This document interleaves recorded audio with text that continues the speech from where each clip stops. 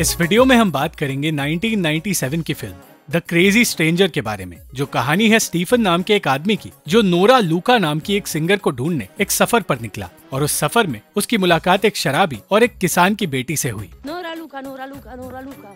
Paris में रहने वाला आदमी स्टीफन रोमेनिया पहुंचने के लिए एक सफर पर निकला और घंटों तक पैदल सफर करने की वजह से वो थकने लगा। परेशान होकर उसने फैसला किया कि वो और चलने नहीं वाला। कुछ वक्त उसी जगह पर बिताकर आखिरकार उसे एक गाड़ी मिली, पर कुछ दूर जाकर उसे उस गाड़ी का साथ भी छोड़ना पड़ा। कई दिन गुजरे और स्टीफन रोमेनिया के एक गांव में पहुंचा। वो नोरा लूका नाम की एक सिंगर को ढूंढ रहा था, पर कोई भी उसकी भाषा समझ नहीं पाया। वहां मौजूद रोमानी औरतें उसका मजाक उड़ाने लगी और स्टीफन को अब भी कोई मदद नहीं मिली। घंटों तक भटकने के बाद रात को उसकी मुलाकात एक बूढ़े शराबी से हुई, जो जोर जोर से चिल्लाकर ये कहने लगा कि अगर उसने शराब खत्म नहीं की तो वो मर जाएगा। स्टीफन को रात काटने के लिए कोई जगह नहीं मिली, इसलिए इजिदोर नाम के उस शराबी ने उसे अपने पास बुला लिया और पूरी रात शराब पीते हुए स्टीफन को उसे संभालना पड़ा। स्टीफन को कुछ गिने चुने रोमानी शब्द आते थे, पर इससे कोई फायदा नहीं हुआ और वो समझ गया कि उसकी मुसीबतें इस शराबी के साथ रहकर और बढ़ने वाली है। स्टीफन ने उसे नोरा लूका का गाना सुनाया, पर नोरा के बारे में बताने के बजाय इजिदोर वही गाना गाने लगा और स्टीफन को अपने घर ले जाने लगा।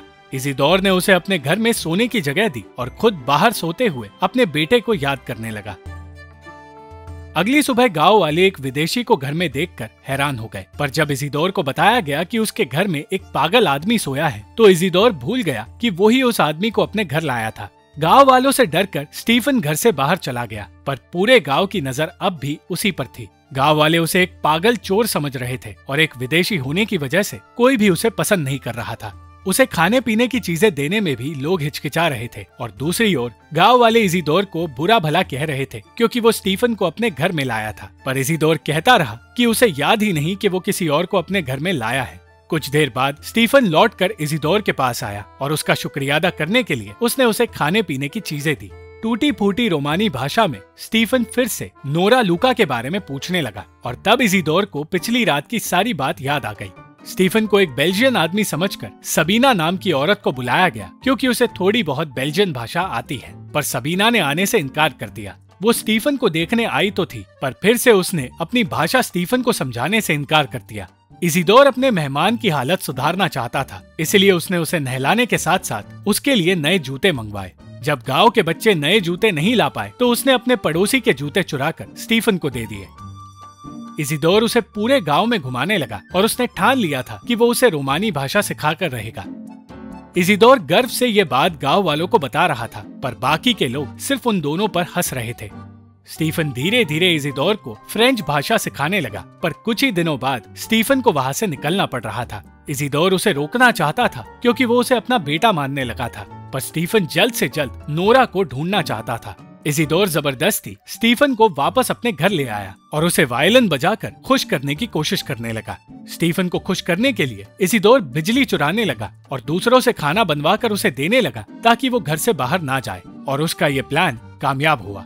स्टीफन उसी गांव में रहने लगा और वहां के बच्चे रोमानी भाषा सिखाने के बहाने उसे गालियां सिखाने लगे। इस बीच स्टीफन की मुलाकात सबीना से फिर से हुई, जो अपने पति के साथ बेल्जियम में रहती थी, पर अब उसे छोड़कर वो वापस गांव आ चुकी है। कुछ गांव वाले अब भी स्टीफन को एक चोर या खूनी समझ रहे थे और उसे गांव से निकलवाने की मांग कर रहे थे, पर इजिदोर ने कह दिया कि वो अपने मेहमान के खिलाफ कुछ नहीं सुनेगा क्योंकि उसी के आने से उसकी जिंदगी में खुशियां आई है। उस दिन इजिदोर के बेटे अद्रियानी की एक चिट्ठी आई।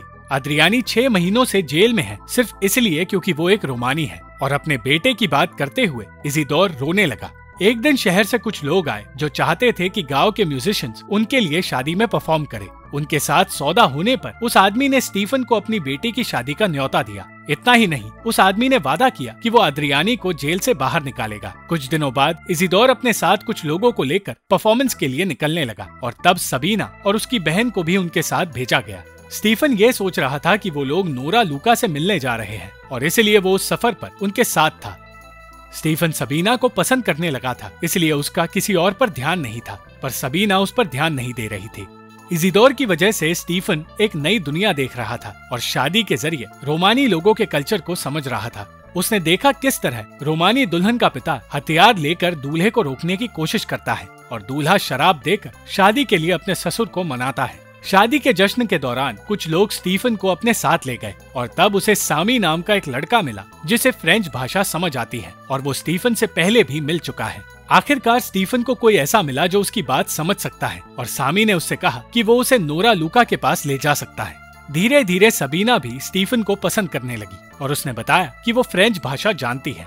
सामी स्टीफन को अपने साथ नोरा लूका से मिलाने ले जा रहा था और तब स्टीफन ने बताया कि उसके पिता नोरा के गाने पसंद करते थे। सामी उसे इजिदोर के भाई के पास ले गया जो शहर के म्यूजिशियंस को जानता है, पर जब इजिदोर अपने भाई के घर गया तो उसे पता चला कि बीमारी की वजह से उसकी मौत हो चुकी है। उस इलाके में डॉक्टर्स नहीं आते, इसलिए इजिदोर का भाई बच नहीं पाया और एक शादी देखने के तुरंत बाद स्टीफन ने एक रोमानी फ्यूनरल भी देख लिया। इजिदोर के भाई की मौत होने की वजह से अब नोरा से मिलने का रास्ता बंद हो गया था, इसलिए स्टीफन लौटकर वापस इजिदोर के घर आ गया जहां लोग उसे काम करते हुए देखने लगे और उस पर हंसने लगे। स्टीफन गांव वालों का दिल जीतने लगा था और हर कोई उसे पसंद करने लगा, पर जब इजिदोर घर लौटकर आया और उसने अपने घर को साफ सुथरा देखा तो वो स्टीफन पर चिल्लाने लगा। स्टीफन ने उसके लिए खुद एक ग्रामोफोन बनाया था और उस ग्रामोफोन में अपने पिता का गाना सुनकर आखिरकार इजिदोर को खुशी मिल गई। अब स्टीफन कोई मेहमान नहीं, उस गांव का हिस्सा बन चुका था और गांव वालों के साथ वक्त बिताते हुए एक दिन स्टीफन के पास पेरिस से एक चिट्ठी आई। वो चिट्ठी स्टीफन की माँ ने भेजी थी और उस चिट्ठी के साथ कुछ पैसे भी आए। चिट्ठी में क्या लिखा था ये स्टीफन ने सबीना को बताया नहीं और अपनी नई जिंदगी में फिर से लौट आया। कुछ दिनों बाद उन पैसों से स्टीफन ने एक गाड़ी खरीद ली जिसे देखकर गांव वाले बहुत खुश हुए। वक्त बीतता गया और स्टीफन और सबीना एक दूसरे के करीब आते गए और एक दिन सबीना ने उससे पूछा कि वो नोरा लूका को क्यों ढूंढ रहा है, पर स्टीफन ने उसे सच्चा कारण बताया नहीं। सबीना ने अपनी कोशिश जारी रखी और फिर स्टीफन ने बताया कि उसके पिता का सबसे पसंदीदा गाना नोरा का है और मौत से पहले वो यही गाना सुनते थे, इसलिए वो नोरा को ढूंढ रहा है। स्टीफन कुछ रोमानी गाने रिकॉर्ड करना चाहता था और जिस वक्त वो गाना रिकॉर्ड कर रहा था उस वक्त सबीना नाचने लगी। एक एक कर स्टीफन गांव के हर इंसान का गाना रिकॉर्ड करने लगा और उन गानों के जरिए लोग अपनी कहानी बयां करने लगे। सबीना अब हर वक्त स्टीफन के साथ ही रहती थी। इजिदोर शहर जाकर लड़कियों से मिलना चाहता था और उसकी ये ख्वाहिश स्टीफन और सबीना दोनों ने पूरी की। उस रात स्टीफन बेफिक्र होकर जश्न मना रहा था और नोरा लूका के बारे में वो पूरी तरह भूलने लगा, पर फिर शराब के नशे में सबीना नोरा लूका का गाना गाने लगी और वो गाना सुनकर स्टीफन रोने लगा। अगली सुबह वो तीनों गांव लौटने लगे, पर अचानक इजिदोर की तबीयत खराब हो गई। गाड़ी से निकलकर उसने सबीना को अपने पास बुलाया और उसके साथ जबरदस्ती करने की कोशिश करने लगा। सबीना उसे रोकने की कोशिश करती रही पर वो रुका नहीं। किसी तरह स्टीफन उसे रोकने में कामयाब हुआ और उसे शराब के नशे से बाहर ले आया, जिसके बाद घर लौटकर उसने इजिदोर को उसके घर में सुला दिया।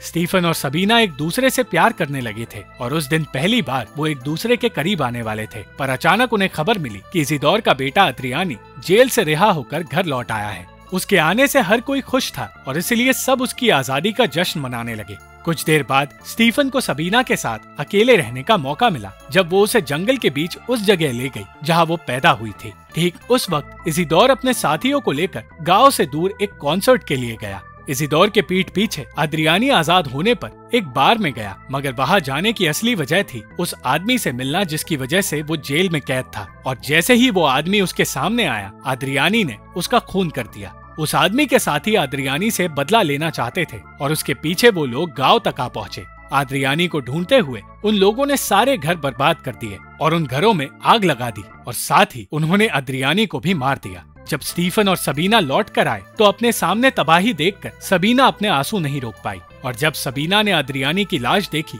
तो उसे सदमा लगा, जिसके बाद स्टीफन उसे संभालने की कोशिश करने लगा। इस सबसे अनजान इजिदोर अपने कॉन्सर्ट में गुम था, पर फिर सबीना और स्टीफन वहां जा पहुंचे और उसे ये सारी बातें बता दी। इजिदोर भी अपने बेटे की मौत बर्दाश्त नहीं कर पाया और भगवान से खुद की मौत भी मांगने लगा। स्टीफन ये सब कुछ देख नहीं पा रहा था, इसलिए अंत में गांव छोड़कर वो उसी जगह चला गया जहां उसके सफर की शुरुआत हुई थी। वो इतना ज्यादा परेशान हो गया था कि उसने वो सारे टेप्स तबाह कर दी जो उसने सबीना के साथ रिकॉर्ड की थी और उन्हें दफनाकर वो उसी तरह नाचने लगा जिस तरह इजिदोर अपने भाई के फ्यूनरल पर नाच रहा था। और उसे इस तरह नाचते देख सबीना अपने गम भूलने लगी और समझ गई कि अब स्टीफन भी उसी के गाँव का हिस्सा बन चुका है।